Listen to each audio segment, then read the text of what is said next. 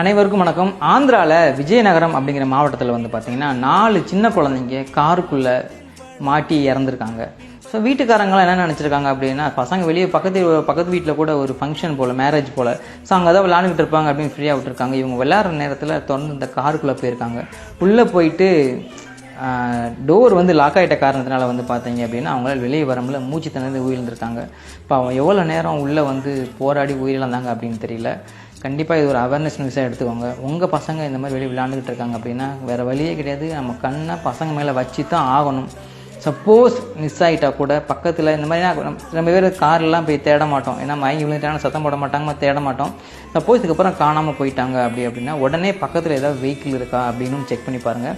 காருக்குள்ளே போய் மாட்டிக்கிறதுக்கு வாய்ப்பு இருக்குது. என்ன வெஹிக்கிள் இருந்தாலும் சரி, அதுவும் நம்ம வீட்டுக்குள்ளே ஒவ்வொரு வீடாக போய் தேடுற மாதிரி அங்கே நின்றுக்கிட்டு இருக்கிற ஒவ்வொரு வண்டியுமே வந்து பார்த்தீங்க அப்படின்னா நம்ம ஏதோ ஒரு வழியில் வந்து இறப்பை ஏற்படுத்தக்கூடிய ஒரு வழி நமக்கு இருக்கும். ஸோ அந்த வெஹிக்கிளையும் இனிமேல் செக் பண்ணி பாருங்கள், கவனமாக இருங்க. இந்த 4 பசங்க வந்து இப்போ உயிரோடு இல்லை, ரொம்ப கவலை அளிக்குது.